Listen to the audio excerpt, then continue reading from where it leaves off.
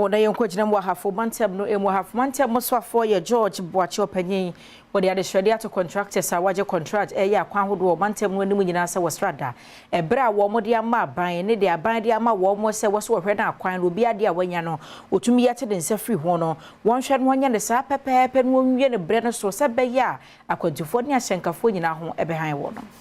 George Boachi Ahafo mantem swafo abra wo kwohwe borfo kwansi ni dunu mu kwan ya wo yi ewo Alhaji Nkwanta weja krom ene emumu empempenso a wodi aduro no ene wodi tuja se the contractor no eyi kwan no nani age ho nanso ehu behia se wo be ne ntem se de be ya ebra wo hye ye se wo be wie no wo betumi aduro ho wodane di se manfo a wonum di akoniaba ewo kwan no so a wo mu dodo na eye akuafo no wo bre yie ansana wetimi di wonfudie akọ emiamia akọ akoton esan se de kwan no enyinti enu ntie ne hu behia se wo be ye ne ntem ne wawie ama wonum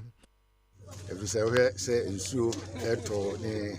challenges are more facing in each and what my up to this level I guess I will say a boko tata na baso na yebe say on tonko so say be ya tab na dia ma no bedu obetime wi adwuma no amaye